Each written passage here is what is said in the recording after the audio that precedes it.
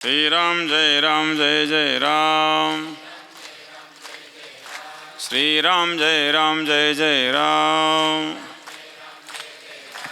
पुंडली वरदे विठ्ठल श्री ज्ञानदेव तुकाराम। पंढरीनाथ भगवान की जय। सद्गुरु गंगागिरी महाराज की जय। सद्गुरु नारायण गिरी महाराज की जय।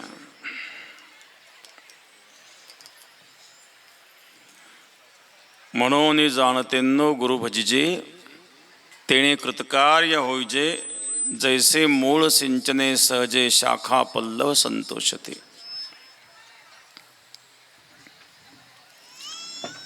ध्यान मूलम गुरुर्मूर्ति पूजा मूलम गुरुपदम मंत्र मूलम गुरुर्वाक्यम मोक्ष मूलम गुरुकृपा।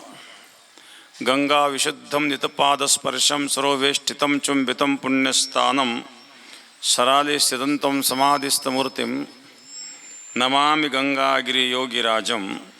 शुचिः शीलः समुदक्षः सप्रतापि जितेन्द्रियं तं नारायणगिरिं वंदे सच्चिदानंदविग्रहम्। योगीराज सद्गुरु गंगागिरी महाराजांच्या कृपेने सद्गुरु श्री नारायणगिरी महाराजांच्या आशीर्वादाने आज या ठिकाणी गुरुपौर्णिमा उत्सवाच्या निमित्ताने उपस्थित समस्त भक्तगण,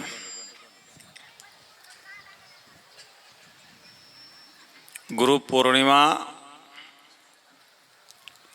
व्यासपूजन आषाढ शुक्ल पौर्णिमा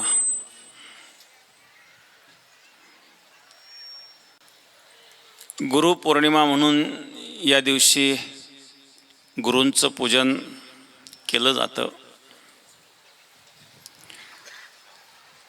गुकारश्च अंधकारो रुकार निरोधकः। अज्ञानरूपी अंधकारावर ज्ञानाचा प्रकाश टाकतो तो गुरु।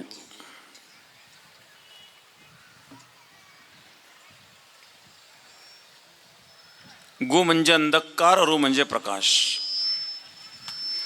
गुरु ज्ञानावर प्रकाश टाकतो। ज्ञान निर्माण नाही करीत। ज्ञान कोणी निर्माण करीत नाही, ज्ञान नष्टही होत नाही।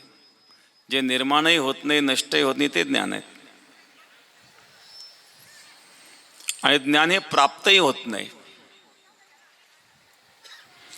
ज्ञान ही प्राप्त करायची वस्तू नाही आहे। सिद्धांत असा की जी वस्तू प्राप्त करता येते ती नष्ट होत असते। जे निर्माण होते ते नष्ट होते। मग ज्ञान हे निर्माणही होत नाही, नष्टही होत नाही, ते प्राप्तही करता येत नाही।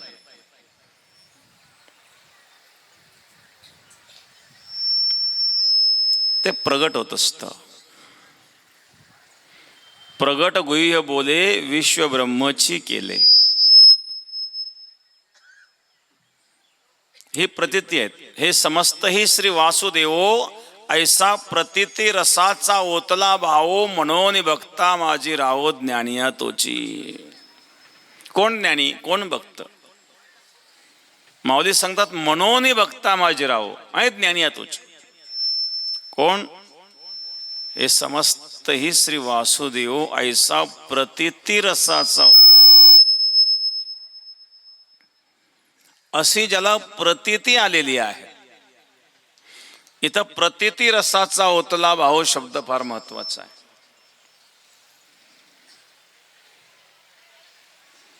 प्रतीती म्हणजे अनुभव। शब्द ज्ञान हे ज्ञानाच्या व्याख्येत बसत नाही। शब्द ज्ञान हे यथार्थ ज्ञानाला पोषक असू शकतं। शब्द ज्ञानाद्वारे यथार्थ ज्ञान प्राप्त होऊ शकतं किंवा शब्द ज्ञानाच्या आधारे यथार्थ ज्ञानापर्यंत आपण पोहोचू शकतो। परंतु शब्द ज्ञान म्हणजे यथार्थ ज्ञान नाही। शब्द म्हणजे काय? अंतःकरणातील भावाचे घनीभूत रूप म्हणजे शब्द. शब्द म्हणजे काय? अंतःकरणातील भाव घनीभूत रूपाने त्या ठिकाणी शब्दाच्या रूपाने व्यक्त होतो. शब्दाच्या रूपाने भाव घनीभूत झालेला आहे. एखाद्या व्यक्तीने एखाद्या ग्रंथामध्ये आपले भाव व्यक्त केले शब्दाद्वारे, 100 वर्षानंतर कोणी ग्रंथ वाचला तर त्याचे भाव 100 वर्षानंतर त्याला कळाले. 100 वर्षापूर्वी ज्यांनी भाव व्यक्त केले होते ते, याचा अर्थ काय झाला? त्याचे भाव त्या ठिकाणी शब्दाच्या रूपाने घनीभूत झालेले आहेत. म्हणजे अंतःकरणातील घनीभूत रूप, अंतःकरणातील भावाचे घनीभूत रूप म्हणजे शब्द आहेत. आणि ज्ञान भाव अभाव याच्या पलीकडे आहे.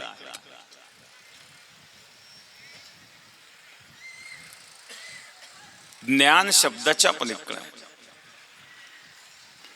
शब्द हा आकाशाचा गुण आहे.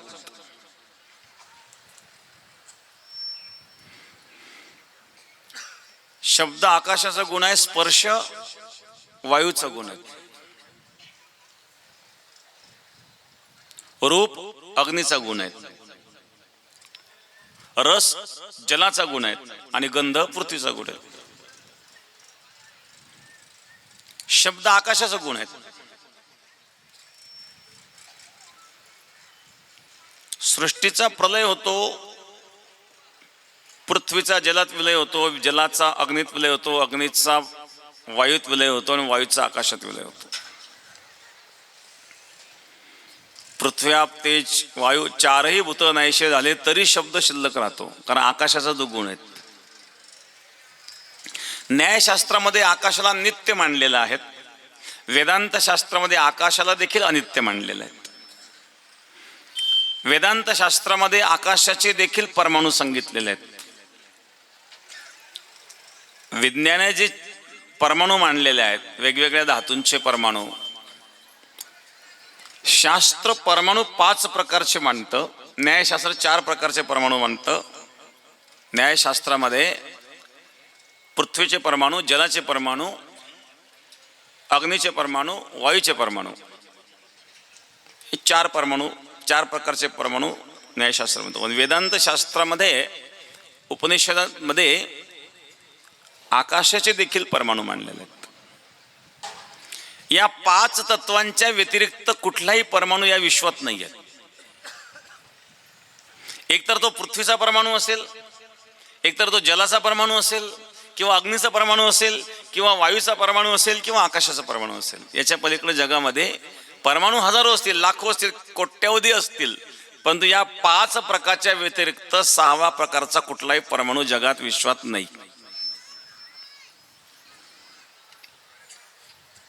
मग कोणी किती मोठा वैज्ञानिक असेल तरी या शास्त्र सिद्धांताच्या पुढे त्याला जाता येणार नाही. कोणी सिद्धच करू शकत नाही या 5 तत्वाच्या पलीकडे एखादा परमाणू आहे म्हणून.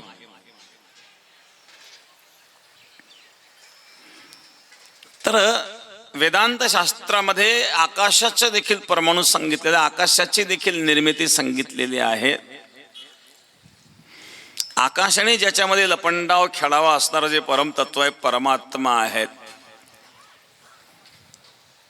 हे पंचमहाभूत प्रकृती सहित त्या परब्रह्माशी जेव्हा एकरूप होतं त्यावेळेला ह्यात काही शिल्लक राहत नाही.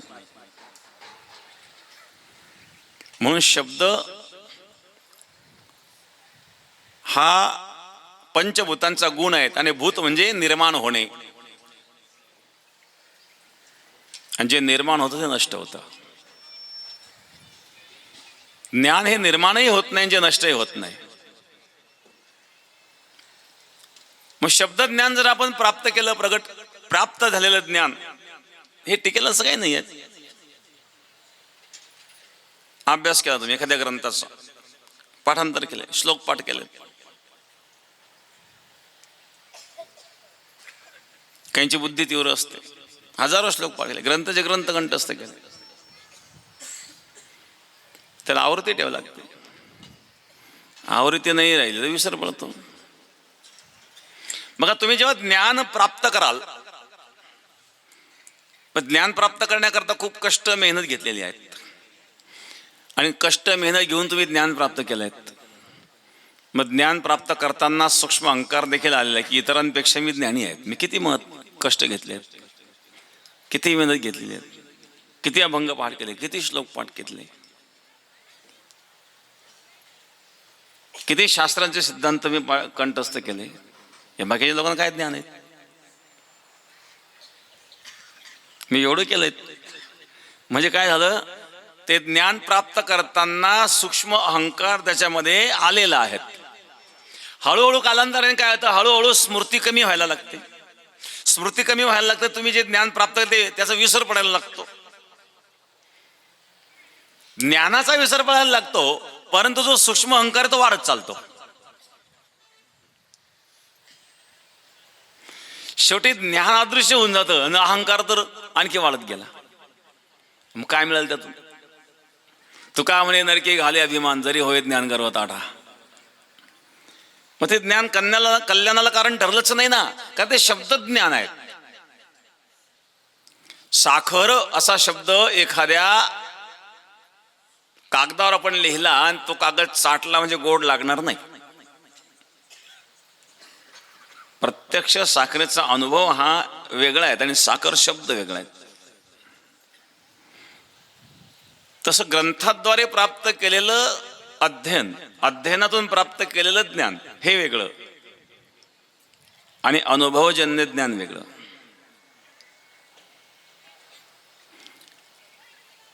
आदित्य सर्वशास्त्राणि वेदांत सांगश्च नारद, न जानामि तो सूक्ष्म अंतरम विरती विना. संपूर्ण वेद शास्त्राचं अध्ययन केलं. आदित्य सर्वशास्त्राणि वेदांत सांगश्च नारद, सर्व अंगाने हे नारदजी, न जानामी तो सूक्ष्म अंतरम विरते विना. परंतु जोपर्यंत अंतःकरणामध्ये वैराग्य निर्माण होत नाही तोपर्यंत वेदशास्त्राचं अध्ययन हे व्यर्थ असतं.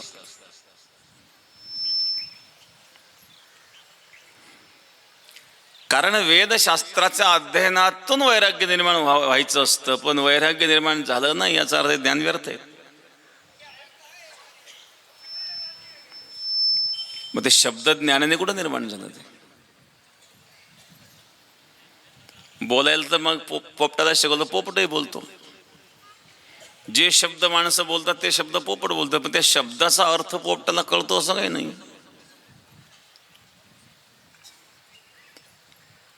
तसं निव्वळ पाठांतर करणं ही सुद्धा एक वासना आहे. शास्त्रामध्ये याला पाठ वासना म्हणतात. किंवा पाठांतर करून अर्थ जाणून घेणं ही झाली अर्थ वासना. खूप पाठांतर केलं, अर्थ जाणून घेतला, ती सुद्धा वासना आहेत. नवे नवे काही लोक ध्यान करतात किंवा स्नान करून जप करणे, पूजापाठ करणे, हे जे साधना करतायत ना, काहीतरी करतोय तो, एखादा भजन म्हणतोय, काहीतरी क्रिया करतोय भजन म्हणण्याची. एखादा सिनेमातलं गाणं म्हणतोय, तो सिनेमातलं गाणं म्हणण्याची क्रिया करतोय आणि हा भजन म्हणण्याची क्रिया करतो. फरक काय याच्यामध्ये? दोघं सारखेच आहेत. त्या भजनाचा भाव जर जाणून घेण्याचा प्रयत्न केला नाही, निव्वळ म्हणतोय,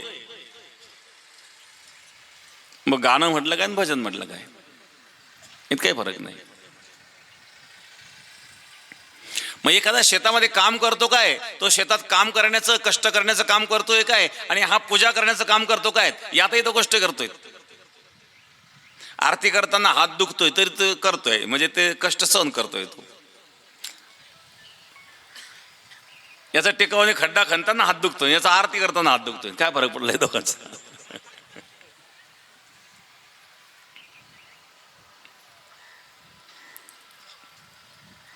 जोपर्यंत त्यातला भाव शोधणार नाही त्यातलं रहस्य जाणण्याचा प्रयत्न करणार नाही तोपर्यंत क्रिया ही निव्वळ क्रिया राहून जाते. शब्द सुद्धा, शब्द ज्ञान प्राप्त केलं, अर्थज्ञान प्राप्त केलं, कदाचित तुम्ही साधना करीत असाल, मग संत का सांगतात, साधने घाली ती काळाची मुखी गर्भवास शिकी न चुकती, नाना साधनांच्या केलिया खटपटा, परित्या नपवती याच्या दारवंठा, जाणो जाता जाणीव घाली आळफाटा, योगाभ्यासे सिद्धी रोधिता ती वाटा. हो, नाना साधनांच्या केलिया खटापटा, अनेक साधनं केली परंतु त्या परमात्म्याच्या दारापर्यंत सुद्धा पोचता आलं नाही. साधने घाली ती काळाची मुखी गर्भवास शेखी न चुकती. साधना करणारालाच भगवत प्राप्ती होते असं काही नाहीये. साधना काय हे कळणं गरजेचं. निष्काम भावनेने तुम्ही एखादं कार्य कराल तर ती साधनाच आहेत. असं काही नाही की एकांतात जाऊन साधना केली पाहिजे. याचा अर्थ एकांतात साधन करू नये असं नाही आहे.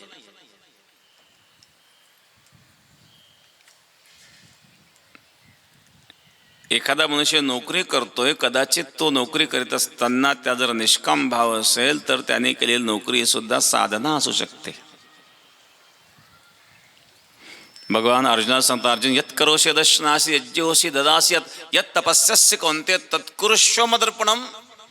तू जे काही करतो ते मला अर्पण कर. भगवंताला अर्पण करून स्वतःकडं अहमभाव सोडून जर ते कार्य केलं तर कुठलंही कार्य असेल तर ते साधना असते.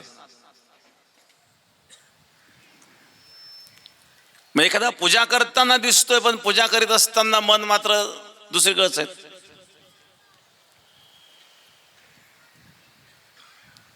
गुरुवर्य महाराज उदाहरण सांगत असत. कलकत्त्याला एक व्यापारी गंगा स्नान करून पूजेला बसलेला होता.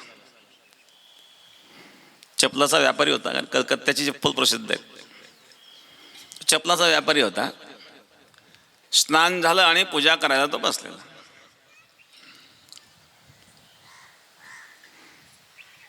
एक साधू आले तिथं. वामाक्षपा नावाचे एक साधू होते, अघोरी संप्रदायाचे.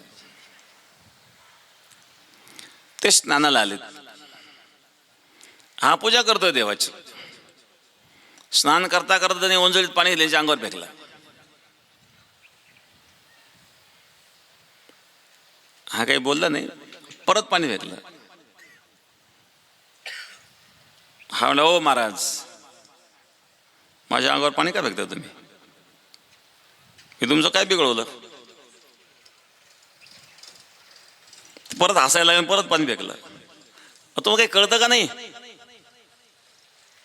तुम्ही एक साधू आहेत, मी इथं स्नान केलं, देवाची पूजा करतोय, तुम्ही माझ्या अंगावर पाणी फेकताय. काही बुद्धी आहे का नाही तुम्हाला? ते परत हसायला लागले, परत पाणी फेकलं. काय माणूस आहे म्हणले, मला माझी पूजा तर करू दे. साधू म्हणलं, तू पूजा करतोय का चपलाचे जोडे खरेदी करतोय?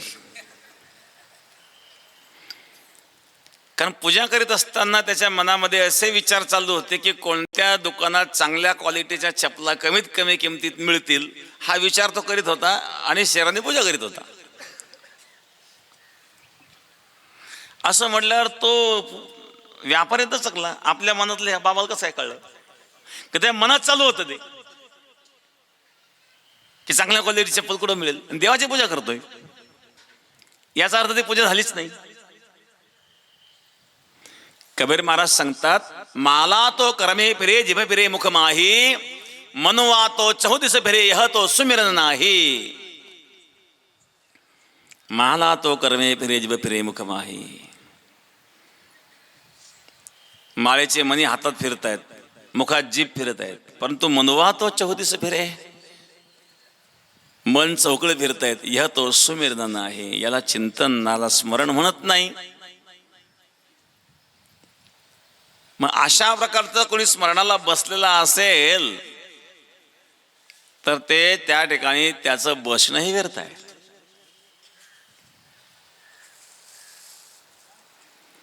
म्हणून केवळ क्रियेवरून आपल्याला ते कळत नाही.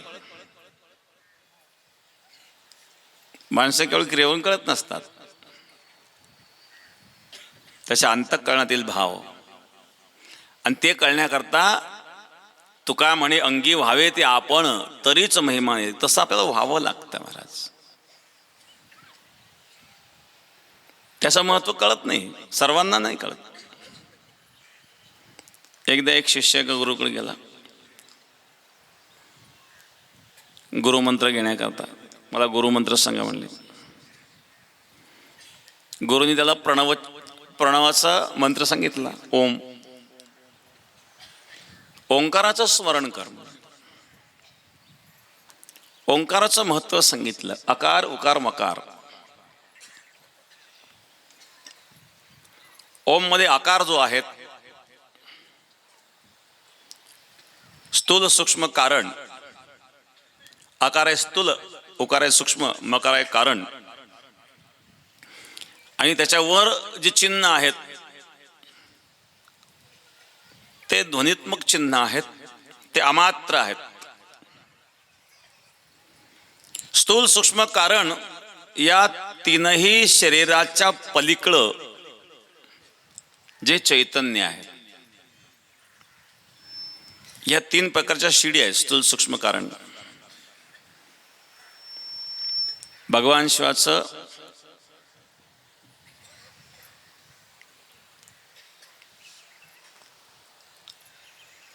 एक नाव आहे त्रिपुरारी. त्रिपुरारी शिवाचं नाव आहेत ना. त्रिपुर अरी, अरी म्हणजे शत्रू. या त्रिपुराचा शत्रू म्हणजे स्थूल सूक्ष्म कारण तीनही शरीराचा जो नाश करतो. या तीनही शरीराचा नाश झाल्याशिवाय मुक्ती प्राप्त होऊ शकत नाही. मृत्यू जरी झाला तर स्थूल शरीराचा नाश झाला, सूक्ष्म शरीर कारण शरीर शिल्लक राहिलं, मध्ये पुन्हा जन्माला कारण होईल. असा 1000 वेळा जरी तुम्ही मेले तरी मुक्ती नाही मिळणार, कारण तिन्ही शरीराचा नाश जोपर्यंत होत नाही तोपर्यंत मुक्ती नाही येत.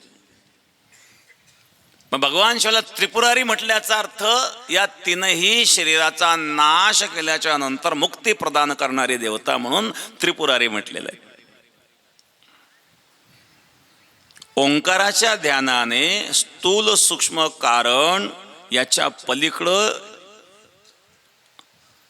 जे चैतन्य आहे त्या चैतन्यापर्यंत पोहोचण्याची ही एक शिडी आहे. ओम स्मरण करायला गुरुने त्याला सांगितलं. तो म्हणला हे तर मला माहित होतं, गुरुने काय वेगळं सांगितलं असं, हे गुप्त असं काय मग. म्हणजे गुरु गुप्त मंत्र सांगतात. गुरुने जे तुम्हाला मंत्र सांगितले ते कुठेतरी वाचलेले असतात, त्यात गुप्त काय.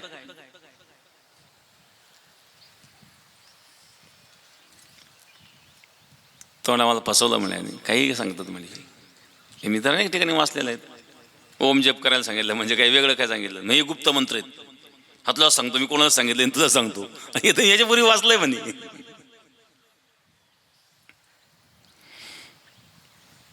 त्याला एक चमकणारा दगड दिला. हा बघ, हा घेऊन जा, कोणाला देऊ नको, विकू पण नको, फक्त त्याची किंमत पहा म्हणली.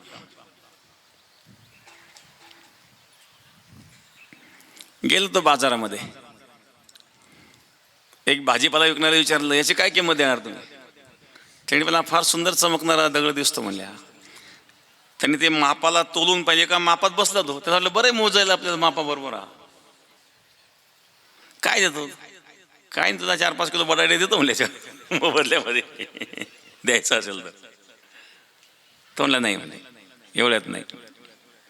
धान्य दुकानाकडे गेला, याचं काय देशील. तो 1 क्विंटल धान्य देतो. त्यांनी 1 क्विंटल धान्य किंमत केली. ज्याला जेवढी भासली तेवढी किंमत त्यांनी त्याची केली. कापड दुकानाकडे गेला, याची काय किंमत देणार तुम्ही. याच्यात 2 मीटर कापड देऊन तुला याच्या मोबदल्यात.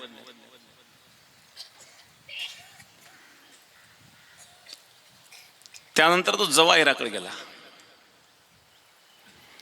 जवाहिराकडे गेल्यानंतर पाहिलं की जवाहिराने सांगितलं हा खूप मोठा मौल्यवान हिरा आहे म्हणल्या. पण हा तुझ्याकडे कसा आला म्हणले. हा दोनच व्यक्तींकडे असू शकतो, 3 व्यक्तींकडे हा असू शकतो. एक तर हा राजाकडे असू शकतो, दुसरे चोराकडे असू शकतो, कारण त्यांनी जर राजाकडे चोरी केली असली तर. तिसरं, एखाद्या महात्म्याला जर कोणत्या राजाने दान दिलं असेल तर त्याच्याकडे असू शकतो. तू सांग, हा मणी तो साधारण दगड, त्याला ओबडधोबड होता, परंतु तो साधारण दगड नव्हता, तो फार मौल्यवान हिरा होता.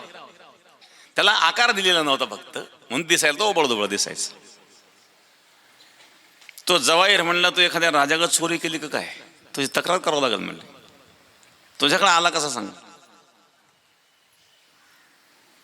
त्याने सांगितलं, मला माझ्या सद्गुरू महाराजांनी दिला. म्हणलं, हा मी तर तेच सांगत होतो. एकतर कोणीतरी साधूकडे हा असू शकतो की एखाद्या राजाने त्याला दान दिलेला असू शकतो गुरुदक्षिणा म्हणून, किंवा एखाद्या चोराकडे असू शकतो किंवा राजाकडे असू शकतो. कारण हा इतका मौल्यवान आहे की याची किंमत मी करू शकत नाही. माझं सगळं दुकान जरी देऊन टाकलं तरी याची किंमत नाही होणार म्हणलं.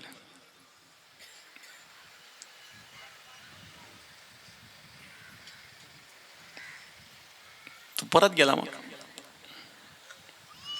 विचारलं, काय किंमत आहे याची, ठरवली की तू किंमत. म्हणजे प्रत्येकाने वेगवेगळी किंमत सांगितली, पण जवाहिराकडे गेलो, जवाहिराने सांगितलं याची किंमत मी करूच शकत नाही. याचा अर्थ काय झाला, ज्याला जिथपर्यंत कळालं तिथपर्यंत त्यांनी त्याची किंमत केली. जवाहिराने सांगितलं मी याची किंमत करू शकत नाही, कारण त्याने खरोखर जाणलं त्याला. तसं सद्गुरूंनी दिलेला मंत्र आहेत, ज्याला जेवढी काही किंमत कळाली तेवढंच तो जाणू शकतो, त्याच्या पलीकडे नाही जाणू शकत. सांगितलं, हा जो हिरा आहे तू एवढ्या लोकांना दाखवला तरी सुद्धा गुप्त आहे, कारण याची किंमत कोणालाच कळाली म्हणजे गुप्त आहे. त्यामुळे सद्गुरूंनी दिलेला मंत्र हा अनेक ठिकाणी तुम्ही जरी वाचलेला असेल तरी त्याचं महत्व सद्गुरूंशिवाय कोणाला कळू शकत नाही, आणि म्हणून तो गुप्तच आहे. दिसायला जरी तुम्ही अनेक ठिकाणी असेल, तुम्ही अनेक ठिकाणी ऐकलेला असेल, तरी त्याची गुप्तता जशीची तशीच असते.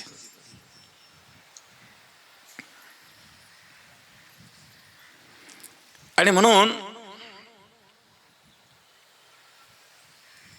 महत्व जे असतं, जसं तुकाराम महाराज सांगतात, तुझ्या नामाचा महिमा तुझ न कळे मेघश्यामा.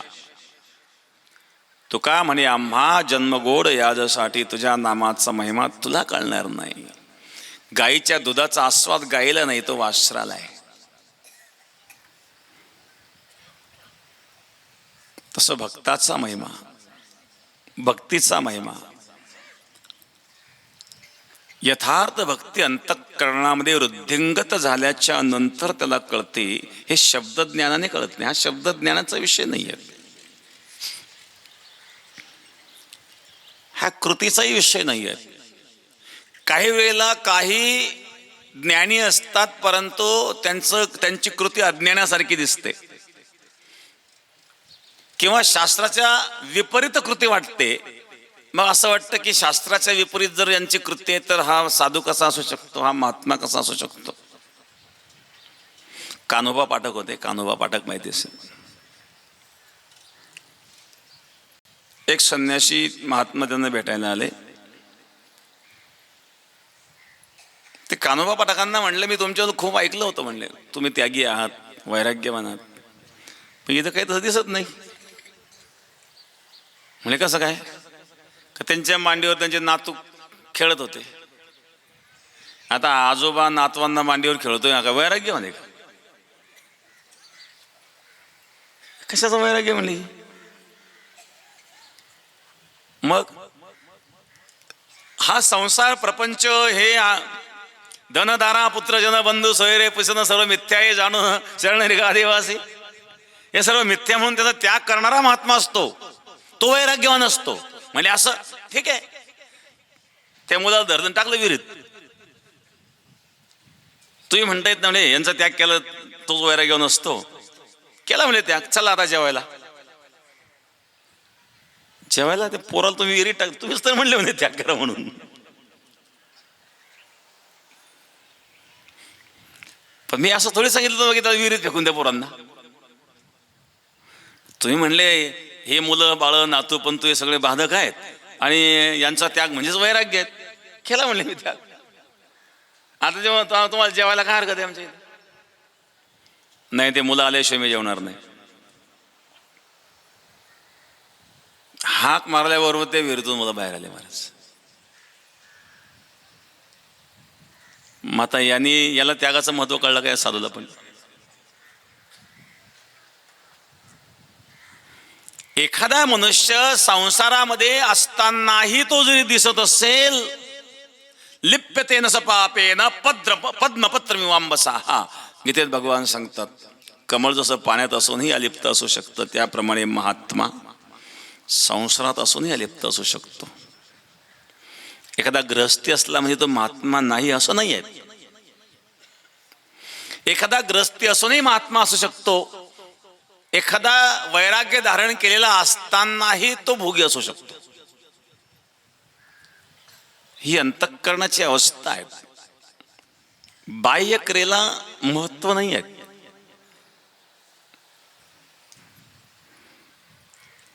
आणि म्हणून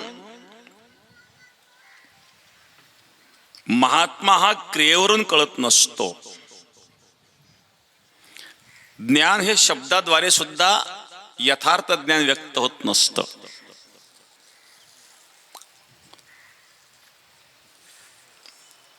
सुकरात म्हणून एक संत होते, सॉक्रेटिस ज्यांचं नाव होतं.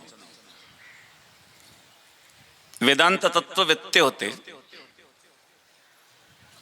वेदांताच्या सिद्धांताकरता ज्याने सर्वस्व समर्पित केलेलं होतं. काही नास्तिकांनी त्यांना विष घालून मारलेलं आहे.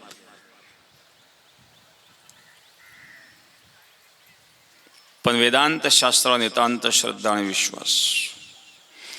त्यांच्या शिष्याने सांगितलं, महाराज एवढं तुमचं असणार जे ज्ञान आहेत,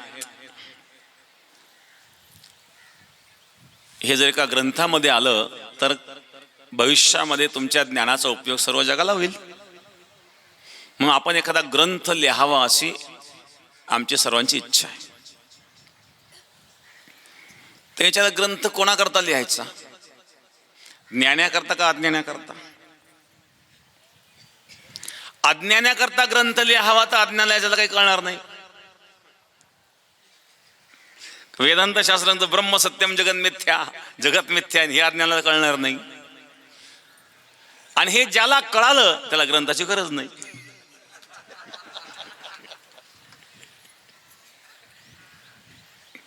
अज्ञानाकरता ग्रंथ लिहावा तर अज्ञानाला कळणार नाही.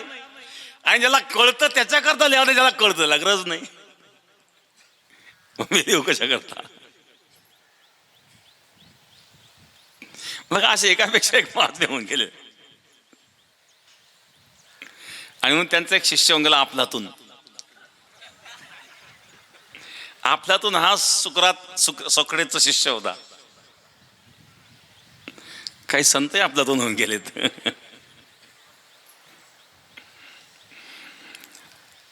तर अशा प्रकारे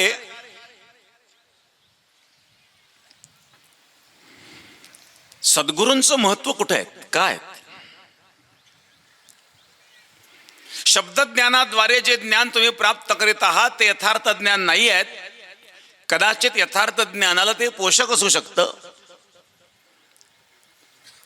यथार्थ ज्ञान प्राप्त करण्याकरिता सहाय्यक असू शकतं. हे ज्ञान सद्गुरूंच्या कृपेने प्रगट होत असतं आणि ते अंतरंगातून प्रगट होत असतं. त्याकरता सद्गुरूंच्या कृपेची आवश्यकता असते. आणि म्हणून अशा प्रकारे सद्गुरू हे शिष्यांवर कृपा करतात. कृपा वेगवेगळ्या पद्धतीने केल्या जातात. वेगवेगळ्या पद्धतीने मार्गदर्शन. त्याचे एका ठिकाणी 12 प्रकार सांगितलेले आहेत.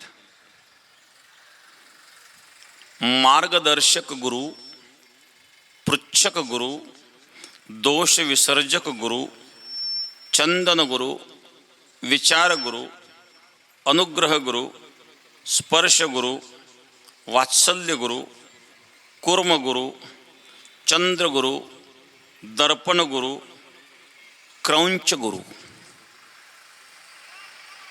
हे 12 प्रकार सांगितले. एक आहे मार्गदर्शक गुरु. शिष्यांना वेगवेगळ्या पद्धतीनं त्यांच्या अधिकाराप्रमाणे मार्गदर्शन करतात. मार्गदर्शन हे अधिकारानुसार करावं लागतं. प्रत्येकाला सारखंच मार्गदर्शन नाही. ज्याची जशी योग्यता असेल, ज्याची जशी क्षमता असेल, त्यानुसार त्याला मार्गदर्शन केलं जातं. पृच्छक गुरु म्हणजे स्वतः प्रश्न उपस्थित करून, प्रश्न विचारून, त्या प्रश्नाचं खंडन करून.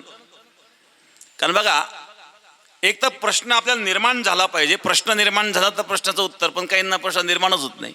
मग त्याच्याकरता प्रश्न निर्माण करून त्याला उत्तर द्यावं लागेल. प्रश्न निर्माण व्हावा. प्रश्न निर्माण म्हणजे जिज्ञासा. पण जिज्ञासा जर निर्माण होत नसेल तर जिज्ञासा निर्माण करून त्याला उपदेश करण्यात. हो,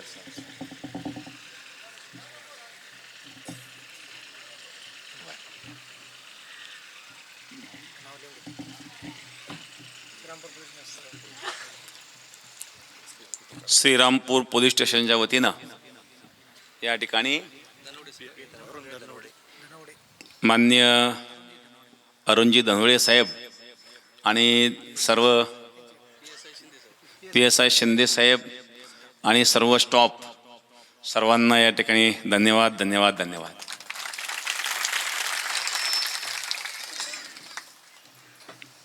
इथं स्टेजवर उपस्थित मान्यवर, माननीय माजी आमदार भाऊसाहेब पाटील चिकडगावकर, ज्यांची आजची पंगत आहेत, मी बाबासाहेब पाटील जगताप, संजय पाटील बोरनारे, डॉक्टर राजेंद्र डोंगरे, बाबासाहेब पाटील चिडे, राजेंद्र पाटील मगर, सुनील पाटील रक्टे, दिनकर बापू पवार, भागीरथदादा मगर, राजेंद्र पाटील साळुंके, पत्रकार भाऊसाहेब काळे, गौरव धामणे आणि उपस्थित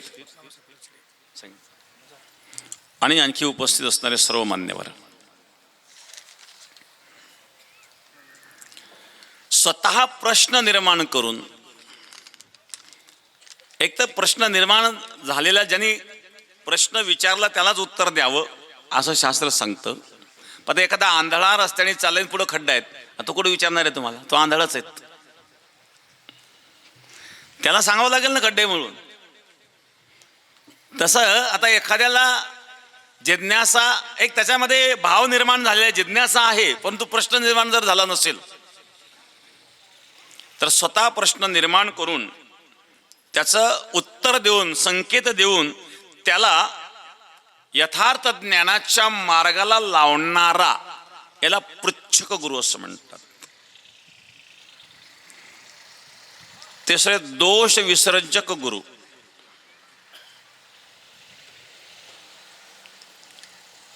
गुरु आत्मीय भावनेने एखादा शिष्य गुरुच्या जवळ जातो,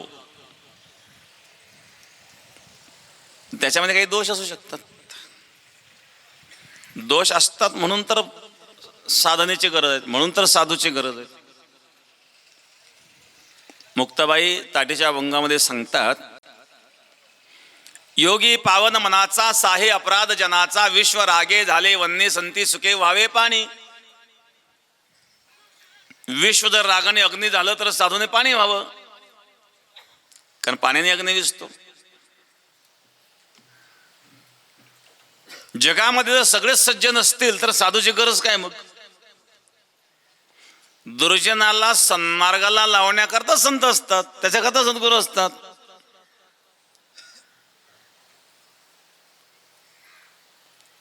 संत महात्मे एखाद्या दुर्जनाकडे गेले, लोक म्हणतात अशा मान सगळे महाराज कसे काय गेले?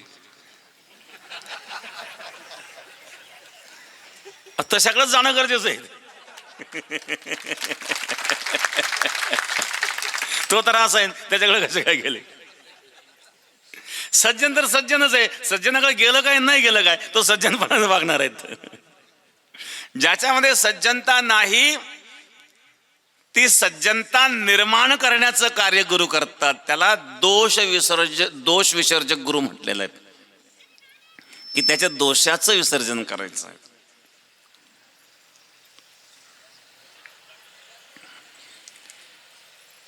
चंदन गुरु, चंदनाप्रमाणे, ज्याप्रमाणे चंदनाच्या सान्निध्यामध्ये इतर वृक्ष सुद्धा चंदन बनतात, चंदनासारखे सुगंधी बनतात.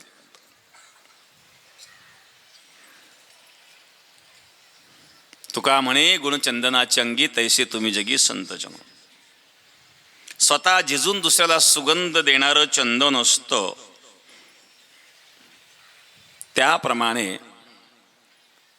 जगाकरता ज्यांनी सर्वस्व समर्पित केलेलं आहे, कष्ट करून मेहनत घेऊन या ज्ञानाचा सुगंध जगापर्यंत पोहोचवण्याचं कार्य संत सद्गुरू करतात. आणि तो ज्ञानाचा सुगंध कधी न संपणारा असतो. योगराज सद्गुरू गंगागिरी महाराजांनी ही परंपरा सुरू केली. गंगागिरी महाराजांना आपण तर पाहिलं नाही, गुरु नारायणगिरी महाराजांचे शब्द आजही आपल्या हृदयामध्ये सुगंध रूपाने दरवळत आहेत. कारण महाराज जरी आज आपल्यामध्ये उपस्थित नसले तरी तो शब्दगंध आपल्या अंतःकरणामध्ये आहे. म्हणून चंदनाप्रमाणे स्वतः झिजून दुसऱ्याला सुगंध देण्याचं कार्य करणारे जे सद्गुरू आहेत त्यांना चंदन गुरु म्हटलेलं आहे. विचार गुरु, आपल्या शिष्याचं जे अंधकारमय अज्ञानमय जीवन आहेत त्या अज्ञानरूपी अंधकारमय जीवनाला विचाराची दिशा देणारे. एका वासुदेवात म्हणे, बाबा अहंकार निशी घनदाट, गुरु वचनी फुटली पहाट. बाबा अहंकार निशी घनदाट. अरे बाबा, बाबा कोणाला म्हणतात? एक तर म्हाताऱ्या माणसात बाबा म्हणतात किंवा लहान मुलं, अरे बाबा. बाबा अहंकार निशी घनदाट, निशी म्हणजे रात्र. अरे बाबा, अहंकार रूपी रात्र फार घनदाट आहेत. या घनदाट रात्रीमध्ये पहाट कोणती आहे? गुरुवचनी फुटली पहाट. गुरुवचन रूपी पहाट आहेत. अज्ञान रूपी अहंकाराच्या अंधकारामध्ये गुरुवचनी फुटली पहाट. माता भक्ती भेटली बरवंट, त्याने मार्ग दाविला. मग तिथं माता रूपी भक्ती भेटली आणि मग मार्ग आहेत. कारण अंधकारात मार्ग दिसत नाही, अहंकाराच्या अंधकारामध्ये मार्ग कळत नाही आणि मग त्यामुळं चुका होतात, निर्णय चुकीचे होतात. मग सद्गुरु वचनरूपी पहाट फुटली, गुरुवचनी फुटली पहाट. अंतकाळात भक्ती जागृत झाली आणि मग योग्य मार्ग दिसायला लागला. म्हणजे त्याच्या बुद्धीमध्ये स्वतःचे विचार उतरवून वैचारिक परिवर्तन घडून आणण्याचं कार्य करणारे सद्गुरू यांना विचार गुरु असं म्हणतात. 6वं लक्षण सांगितलं, अनुग्रह गुरु. ज्याप्रमाणे एखादा अपंग बालक असतो त्याला आई कडेवर घेते. भागली या मज वाहातील कडी, त्यांचे आणि जोडे सर्व सुख. भागलेल्याला कडेवर घेणारी आई असते. तसं मंद बुद्धी मंद विचारवान असणारा शिष्य त्याला अनुग्रह करून त्याला पुढे घेऊन जाण्याचं कार्य करणारे अनुग्रह गुरु. कारण तत्व जाणण्यामध्ये बुद्धिमांद्य आहेत, बुद्धिमंदता आहेत. त्याला जसं अपंग बालकाला कडेवर घेऊन आई घेऊन जाते, त्याप्रमाणे स्वतःच्या कर्तृत्वाने त्याला ऊर्ध्वगती प्राप्त करून देण्याचा अनुग्रह करणारे सद्गुरू असतात.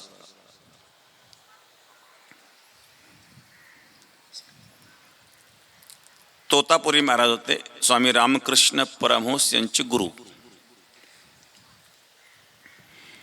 तोतापुरी महाराज रामकृष्ण परमहंस यांना त्यांनी सांगितलं, परमहंस मुक्त अवस्था प्राप्त करण्याची इच्छा त्यांची होती, जीवनमुक्त अवस्था. काली मातेचे भक्त होते. तोतापुरी महाराजांनी सांगितलं, परमतत्व हे आकाररहित आहे. आद्य शंकराचार्य तोच सिद्धांत म्हणतात. माया कल्पित नानाकार मनाकारम भुवनाकारम श्वामानाथ मनाथन प्रणमत गोविंदम परमानंदम. या जगामध्ये जेवढे दृश्य पदार्थ आहेत हे सगळे माया कल्पित आहेत, माया रचित आहेत. ईश्वर तत्व हे दृश्य नाही आहे. आणि त्यामुळं दृश्य असणारं जे शरीर आहेत, या दृश्य शरीराचं ध्यान जोपर्यंत तू करशील तोपर्यंत जीवनमुक्त अवस्था नाही. तू काली मातेचं जे ध्यान करीत आहेत,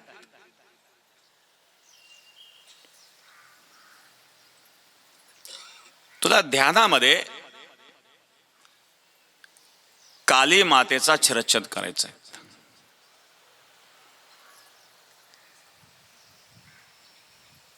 ध्यानात बसल्याने काली माता यायची. शरीरात हातात खडग घेऊन विचाररूपी खडगाने ध्यानातील आलेल्या रूपाचं त्या ठिकाणी काय करायचं आहे, छेद करायचं आहे. 1 दिवस झाला, 2 दिवस झाले, जीवनभर ज्या काली मातेची पूजा केली, निराकार ध्यान करायचं आहे. आणि ते ध्यान तर समोर येत आहेत, ते जात नाही आहेत. तोतापुरी महाराजांनी सांगितलं, आजचा शेवटचा दिवस आहे, मला जास्त वेळ नाही, आज तुझे शेवटचे प्रयत्न. तोतापुरी महाराजांनी त्यांच्यावर कृपा केली आणि त्यानंतर ध्यान करीत असताना त्यांनी शिरच्छेद केला आणि रूप अदृश्य झालं. रूप अदृश्य झाल्याच्या नंतर त्याला ज्या स्वरूपाचं ज्ञान झालं,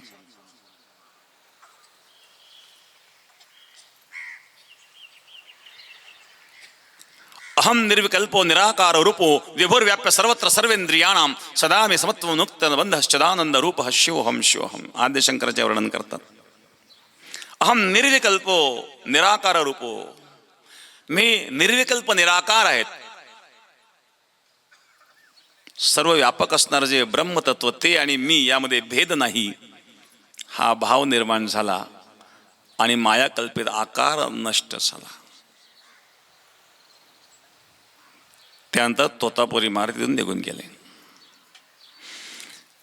ही अवस्था प्राप्त करण्याकरता तोतापुरी महाराजांना त्यांच्या जीवनामध्ये 40 वर्ष साधना करावी लागली.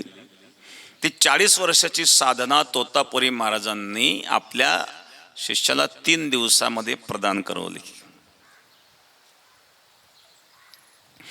तीच साधना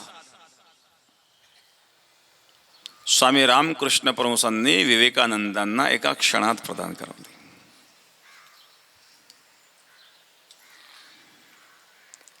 विवेकानंद ज्याला रामकृष्ण परमहंस यांच्याकडे गेले, विवेकानंदांचं नाव काय होतं? नरेंद्र.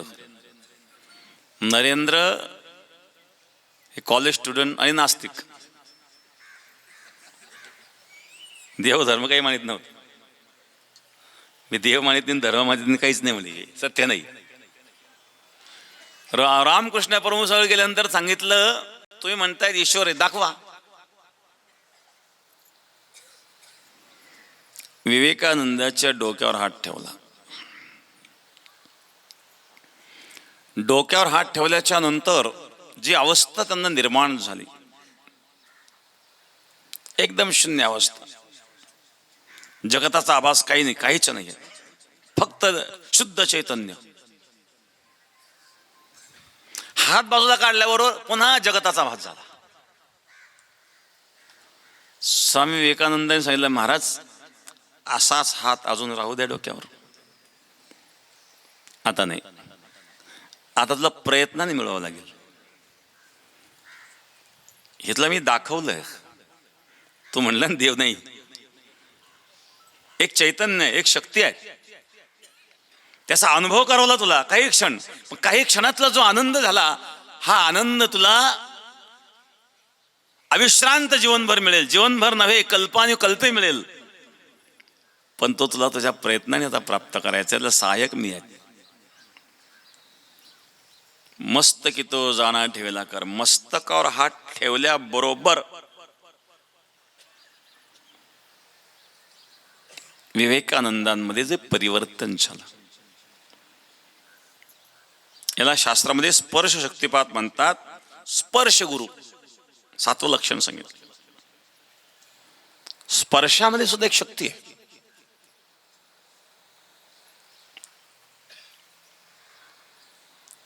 विंचूच्या नागेला स्पर्श करा बरं, तर विंचू म्हणणार नाही कीर्तन करा म्हणून गुदगुल्या करा.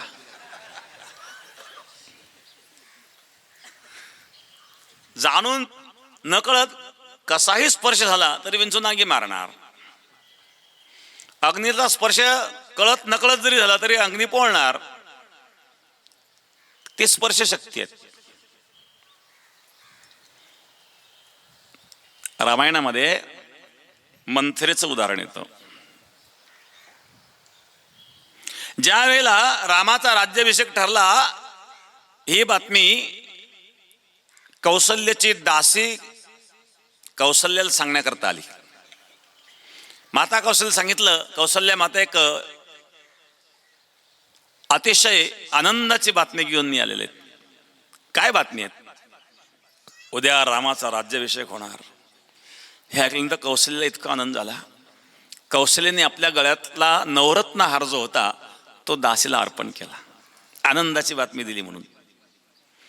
हे दृश्य मंथरेने पाहिलं आणि मंथरेला ईर्ष्या निर्माण झाली. अशाच प्रकारे भरताचा निरोप घेऊन जर मी कैकेकडे गेले असते तर मलाही असा हार मिळाला असता, ही भावना तिच्या मनात निर्माण झाली आणि ती कैकेकडे गेली. कैकेला सांगितलं, अगं कैकेतलं काही कळलं का? म्हणजे काय?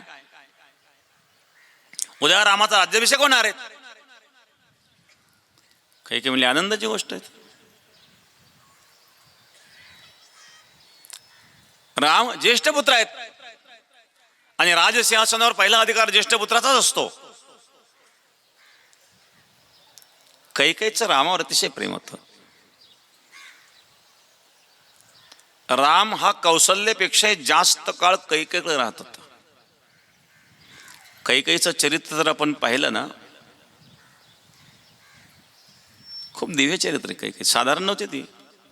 दशरथाबरोबर युद्धाला गेली असताना रथाचा आक मोडला तर आकाच्या जागेवर स्वतःचा हात घातला.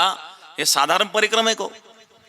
यापेक्षा कोणता पराक्रम असू शकतो? हात घातला, हात, आणि त्या युद्धामध्ये विजय प्राप्त करून दिला दशरथाला. किती पराक्रमी होती ती.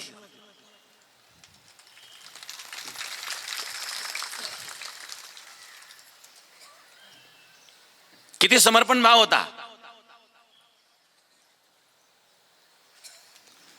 कौशल्यापेक्षा कैकेयीकच राम जास्त राहत होता.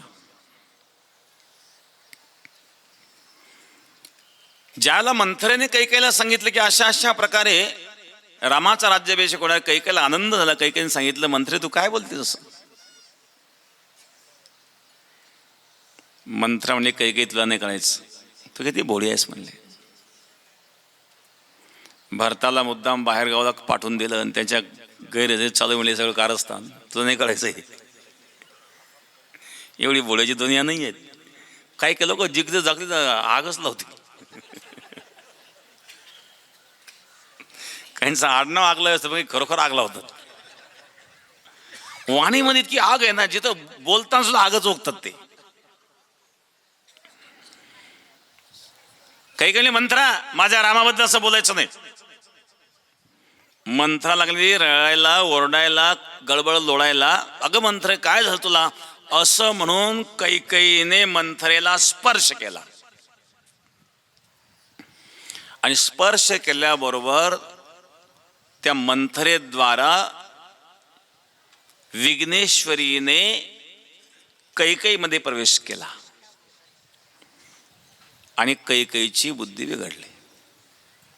तिथून पुढे कैकेयीचं बोलणंच बदललं.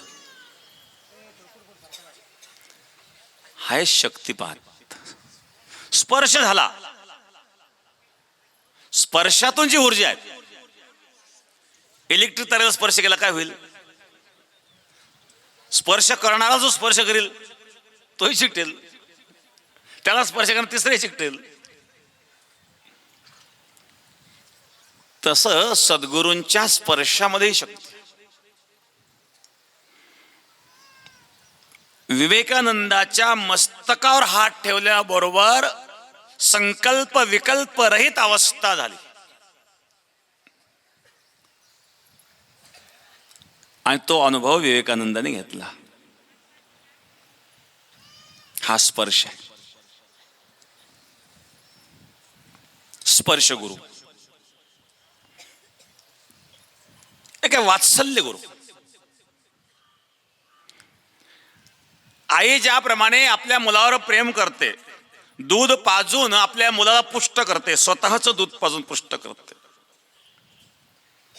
तसं सद्गुरु रूपी माऊली भक्ती रसामृताने पुष्ट करून शिष्याला शुद्ध भक्त बनवण्याची पुष्टी देते. हे वात्सल्य सद्गुरूंच्या जवळ आहेत. आईजवळ वात्सल्य आहे, आई स्वतःचं दूध पाजून मुलाला पुष्ट करते. तसं सद्गुरू स्वतःची जी शक्ती आहे, स्वतःचं जे साधनाचं सामर्थ्य आहेत, ते सद्गुरूला अर्पण करून ती क्षमता निर्माण करून त्याला पुष्ट बनवत. हा वात्सल्य भाव आहे. आईप्रमाणे 9 लक्षण सांगितलं. कुर्म गुरु. कुर्म कासव म्हणजे कासवीच्या दृष्टीमध्ये काय आहेत? अमृत आहे. कासवीला आपल्या पिलांना पाजण्याकरता स्तन नाही आहेत. मग ती काय करते? फक्त पिलांकडे पाहते.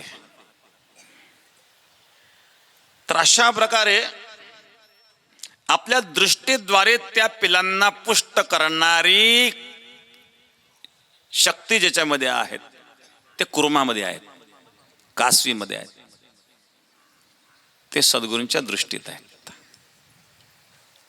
कृपा कटाक्ष निहाळिले आपले पदी बैसविले, बाप रखमादेव विठ्ठले भक्ता दिले वरदान.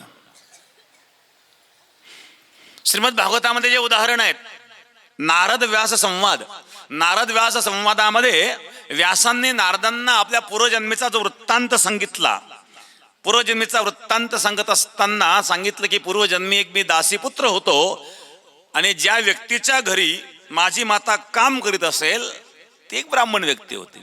तिथं काही साधू सत्संगा करता आलेत आणि चातुर्मासा करता ते थांबले आणि त्या चातुर्मासा करता थांबणाऱ्या संतांची सेवा माझ्याकडून घडली. नारदजी आपल्या पूर्वजन्मीचा वृत्तांत व्यासांना सांगतात. त्यांचा तो शेवटचा दिवस होता चातुर्मासाचा.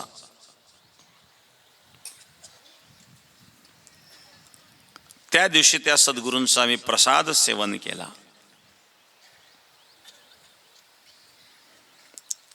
आणि त्यांनी माझ्याकडे कृपादृष्टीने पाहिलं आणि मला मंत्र दिला. नमो भगवते स्तुभ्यं वासुदेवाय धीमहि प्रद्युम्नानिरुद्धाय नमः संकर्षणाय च. हा 32 अक्षराचा अनुष्टुप छंदातील मंत्र आहे. याच्यामध्ये वासुदेव, संकर्षण, प्रद्युम्न आणि अनिरुद्ध हे 4 नाम आहेत. या अंतःकरण चतुष्टयाच्या 4 देवता मानलेल्या आहेत. म्हणजे अंतःकरण शुद्धीकरणाकरता या मंत्राचा उपयोग होतो. या मंत्र जपाने अंतःकरण शुद्ध होतं आणि म्हणून त्या मंत्राचा जप करायला सांगितलं आणि कृपादृष्टीने माझ्याकडं पाहिलं. बघा, दृष्टीमध्ये वाईट माणसा दृष्टीत विष आहेत. संतांच्या दृष्टीत अमृत आहेत. काही लोक बघा, काही दृष्टी इतकी वाईट असते ना, नजर टाकली ना, एखाद्या ठिकाणी पापड चालू आहे, एखाद्या बाई नजर टाकली ते पापडच व्हायचे नाही. किंवा स्वयंपाक चालू असताना नजर टाकली, किती डाळ लावा, डाळ शिजायचीच नाही. हे वाईट विचाराच्या माणसाच्या दृष्टीचा जसा त्या वस्तूवर परिणाम होतो, तसं सद्गुरूंच्या दृष्टीचा सुद्धा परिणाम होतो.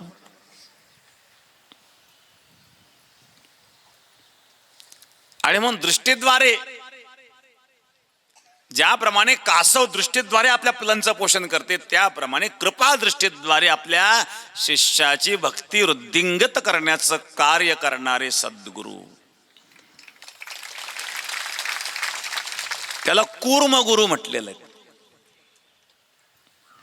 10वा आहे चंद्रगुरु. चंद्राप्रमाणे दूर राहू नाही. गीतेत भगवान सांगतात, पुष्णामी चौषधी सर्वा सोमो भूत्वा रसात्मका. चंद्र आपल्या प्रकाशातून जे अमृताचं सिंचन करतो, त्याद्वारे वनस्पतीमध्ये पोषक तत्व निर्माण होतं. सोमो भूत्वा रसात्मका. वनस्पतीमध्ये जे काही औषधी गुण येतात ते चंद्राच्या प्रकाशातून येतात, असं गीता सांगते. पुष्णामीच्या औषधी सर्वा सोम भूत्वा रसात्मका. सोम म्हणजे चंद्र. चंद्रातून हे रसतत्व वनस्पतीमध्ये येतात आणि औषधी रूपाने ते आपल्याला प्राप्त होतात. मग चंद्र इथं नाही आहेत, चंद्र लांब राहून देखील. बघा, कोजागिरी पौर्णिमेला आपण चंद्राच्या प्रकाशात दूध आठवतो, त्याचं कारण ते आहे. कोजागिरी पौर्णिमेला चंद्राच्या प्रकाशात दूध आठवण्याचं कारण की त्या रात्रीला चंद्रातून होणारा स्राव अधिक असतो आणि म्हणून ते दूध जर आपण प्राशन केलं, रोग प्रतिकार शक्ती वाढते. मग चंद्राप्रमाणे लांब राहून, जसं चंद्र आपल्या पोषक तत्वाचं प्रकाशाद्वारे सिंचन करतो आणि वनस्पतीमध्ये त्याला पुष्टी देतो, मग आयुर्वेद शास्त्रामध्ये विशिष्ट वनस्पती विशिष्ट नक्षत्रावर काढायला सांगतात. का तर त्या नक्षत्राचा चंद्राशी संबंध येतो. कोणाला आम्ही विज्ञानमध्ये आम्ही हे मानित नाही. तुम्ही हे तर म्हणतात की अमावस्या पौर्णिमेला भरती ओटी येते, ते कोणामुळे येते? चंद्रामुळे येते ना. एवढा मोठा समुद्र, त्याला भरती आणण्याचं काम चंद्र करतो, ही साधारण गोष्ट आहे का हो? तो चंद्र किती लांब आहेत, पण समुद्राच्या भरती ओटीला कारण ते चंद्रच आहेत ना. तो समुद्रावरच परिणाम नाही करीत, तो जलतत्वावर परिणाम करतो. पण समुद्रामध्ये अथांग जल असल्यामुळे ते लक्षात येतं. मग आपल्या शरीरामध्ये रस आहे, रक्त आहेत, त्यातही जलतत्व आहेत. वनस्पतीच्या रसामध्ये सुद्धा जलतत्व आहेत. मग जसा त्यांनी समुद्रावर परिणाम केला, समुद्राला भरती ओटी आली, त्याप्रमाणे वनस्पतीमध्ये असणाऱ्या रसतत्वावर देखील तो परिणाम करू शकतो. आपल्या शरीरामध्ये असणाऱ्या रक्तावर देखील तो परिणाम करू शकतो, कारण त्यात सुद्धा जलतत्व आहे.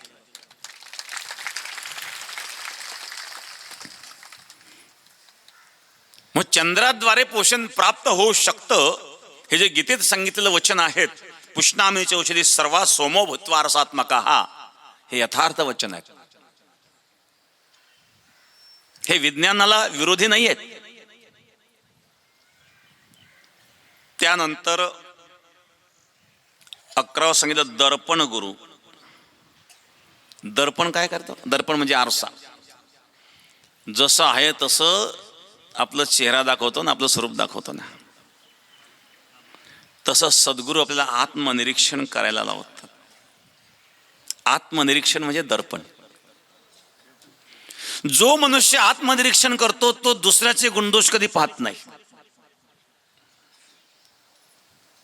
आत्मनिरीक्षण करायला लागल्यानंतर लक्षात येतं, माझ्यात इतके दोष आहेत, मी लोकांचे दोष का पाहू?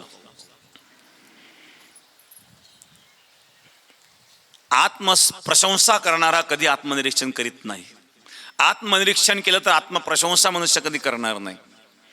जसं तुकोबाराज सांगतात, नोहे दास खरा पर्या झाला असे डांगोरा, याशी काय करू आता, तू हे सगळं जाणता. तुकाराम महाराज देवा नोहे दास खरा पर्या झाला शे डांगोरा, माझा खूप मोठा डांगोरा झाला. काय तुकाराम महाराज, काय तुकाराम महाराज, काही नाही म्हणे माझ्याकडं, हा उघड डांगोरा झाला म्हणले.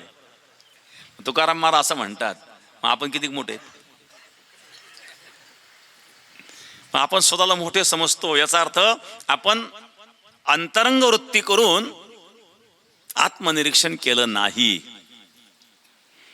आपल्याला आत्मनिरीक्षण करायला लावणारे जे सद्गुरू आहेत त्यांना दर्पण गुरु म्हणतात. दर्पणाप्रमाणे, आरशाप्रमाणे आपलं स्वतःचं स्वरूप स्वतःला पाहायला सांगतात. कोण आहेस तू?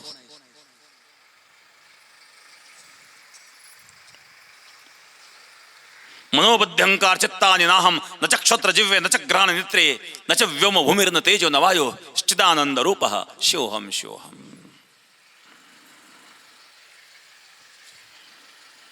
आणि 12वं लक्षण सांगितलं क्रौंच गुरु.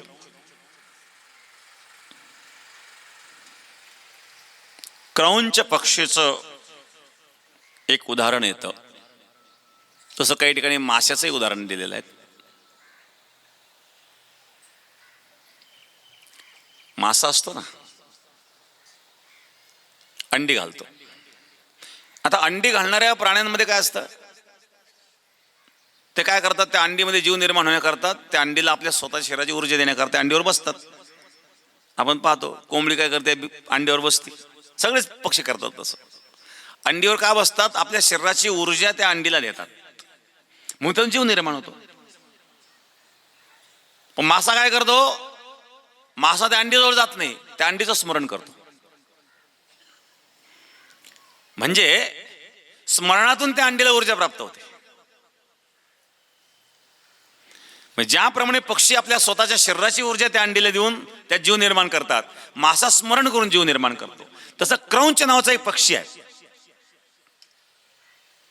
हा क्रौंच पक्षी, की हे बीज माझ्यासारखं वृक्ष व्हावं, त्यावेळेला वृक्ष त्या बीजाला स्वतःपासून दूर फेकतो.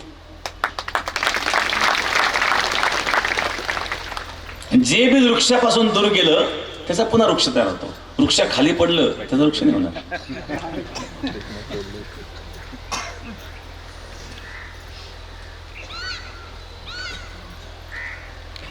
क्रौंच हा जो पक्षी आहे, अंडी दिल्याच्या नंतर आपल्या अंडीजवळ तो जात नाही. बघा वेगवेगळ्या पक्षाचे काही वेगवेगळे गुणधर्म. तसं कोकिळ हा पक्षी असतो बघा, कोकिळ सुद्धा अंडीजवळ जात नाही. मग कोकिळ काय करतो, कावळ्याच्या अंडीत आपल्या अंडी देऊ ठेवतो. आता कावळ्या 4 अंडी असते ना, कोकिळ काय करतो, 2 अंडी तिथे देऊन ठेवणार, ते 2 अंडी फोडून टाकणार. कावळे वाटतं 4 बरोबर आहे आपले. दुसऱ्या कावळ्याकडे जाणार, त्यांचे 2 फोडून टाकणार, आपले 2 ठेवून देणार. त्याला वाटलं आपल्या बरोबर. मग त्या कावळ्याची जेव्हा पिलं बाहेर पडतात, हे कोकिळाची पिलं लहानपणी सारखीच दिसतात कावळ्याच्या कोकिळाची. ते कावळ्याला कळत पण नाही. ते केव्हा कळायला लागतं, ते थोडे पिलं मोठे व्हायला लागतात, त्यावेळेला वसंत ऋतू येतो. वसंत ऋतू आला की कोकिळ कुहू कुहू ओरडायला लागतात, कावळे काव काव करतात. त्या कावळ्याला वाटलं रॉंग नंबर कसा काय लागला, तो पण ते पिलं शहाणे होऊन जातात, ते उडून जातात. कोकिळाचं काम भागलं. काही लोक असे काम भागून घेतात. त्याच्यातलं एक चतुर्पक्षी कोकिळ. कोकिळ स्वतः अंडीजवळ जात नाही, पण दुसऱ्या कोणते काम करून घेतो. पण क्रौंच पक्षी असा आहे, हा अंडीला स्पर्श करीत नाही, त्या अंडीचं स्मरण करतो आणि स्मरणातून त्या अंडीला ऊर्जा प्रदान करतो. अशा प्रकारे सद्गुरू देखील स्मरणातून ऊर्जा प्रदान करतात. त्यांना क्रौंच गुरु असं म्हणतात. असे 12 लक्षणं सांगितलेले आहे. या ठिकाणी मौली ज्ञानोबाराय वर्णन करतात. म्हणून जाणतेन गुरु भजिजे तेने कृतकार्य होईजे, जैसे मूळ सिंचने सहजे शाखा पल्लव संतोषते. म्हणून जाणतेन गुरु भजिजे. तुम्ही जाणते आहात गुरु भजिजे, तेने कृतकार्य होईजे. तुम्हाला कृतार्थ व्हायचं असेल तर सद्गुरूचं भजन करा. ज्याप्रमाणे जैसे मूळ सिंचने जे शाखा पल्लव सिंचन करिता मूळ वृक्ष ओलावे सकळ.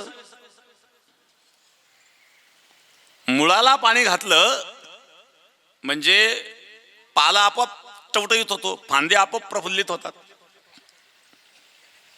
जैसे मूळ सिंचने सहजे शाखा पल्लव संतोषती, त्याप्रमाणे या सर्वांचं मूळ म्हणजे सद्गुरू आहेत. म्हणून जाणतेन गुरु भजीचे तेने कृतकार्य होईचे. जर कृतार्थता प्राप्त करायची असेल तर सद्गुरूंची कृपा, सद्गुरूंची सेवा, सद्गुरूंचं भजन हे महत्वाचं आहे. आज गुरुपौर्णिमा म्हणजे व्यास पौर्णिमा आहेत. नमोस्तुते व्यास विशाल बुद्धे. व्यास म्हणजे विशाल बुद्धी ज्यांची आहेत. व्यास म्हणजे विस्तार. वेद शास्त्र पुराणाचा विस्तार करून ज्यांनी समाजापुढे मांडलं ते व्यास आहेत. मौलिक ज्ञानोबा वर्णन करतात, म्हणून महाभारती जे नाही ती नोही चिलोकी तीही येणे करणे म्हणिते पायी व्यासोच्चिष्ट जगत्त्रय. म्हणून हे संपूर्ण जगतात जेवढं ज्ञान आहे ते व्यासांचं उच्चिष्ट आहे. कोणी किती ज्ञानी असला तरी त्याच्या आधी व्यासाने ते सांगून ठेवलेलं आहे. आणि त्या व्यासांचा आज जन्मदिवस आहे. ही आजची पौर्णिमा म्हणजे व्यासांचा जन्मदिवस आहे. म्हणून ही गुरुपौर्णिमा म्हणून प्रसिद्ध आहे. गुरुपौर्णिमा म्हणून गुरूंचं पूजन या ठिकाणी केलं जातं. संपूर्ण विश्वाचं ज्ञान देणारे व्यास आहेत, त्यांचं व्यास पूजन. इथं व्यास म्हणजे गुरुच, कारण व्यास हा जो शब्द आहे हा केवळ व्यक्तिवाचक नाही आहे. व्यास म्हणजे विस्तार. व्यास शब्दाचा अर्थ विस्तार. शास्त्राचा विस्तार करून आपल्याला जे सांगतात ते व्यास आहे. आपण कथाकार सुद्धा कथा व्यास म्हणतो. म्हणून व्यास हा व्यक्तिगत शब्द नाही आहे. व्यापक स्वरूपाने मुळात व्यास शब्दाचा अर्थ व्यापक होतो. अशा प्रकारे या गुरुपौर्णिमेच्या निमित्ताने उपस्थित सर्व भक्तगण, बराच मोठा मंडप टाकलाय पण लोक बाहेर बसलेलेच आहे. तरी आता पलीकडून मंडपाचं काम चालू आहे, तोही पूर्तो का नाही कोणच ठाऊक. वाळावं लागेल. त्याच्याकरता ग्राउंड थोडं मोठं आधीच विचार करून करून ठेवलं आम्ही तयार. तर सर्व भक्तगण, योगराज सद्गुरू गंगागिरी महाराजांची, गुरुया नारायणगिरी महाराजांची कृपा आपल्या सर्वांवर आहेत. महाराजांच्याच कृपेने आपण या ठिकाणी सर्व उपस्थित आहात. उपस्थित सर्व मान्यवर, गंगागिरी महाराजांचा 178 जो अखंड हरिनाम सप्ताह होणार आहेत. 19 तारखेला 19/7/2025 रोजी सकाळी 10 वाजता ध्वजारोहण होणार आहेत. त्याकरता अहिल्यानगर पालकमंत्री माननीय विखे साहेब आणि संभाजीनगरचे पालकमंत्री, दोन्ही पालकमंत्री त्या ठिकाणी हजर राहणार आहेत आणि इतरही मान्यवर त्या ठिकाणी हजर राहणार आहेत. आणि आता या ठिकाणी उपस्थित असणारे सर्व मान्यवर, काहींचा नामनिर्देश मी केलेला आहेत.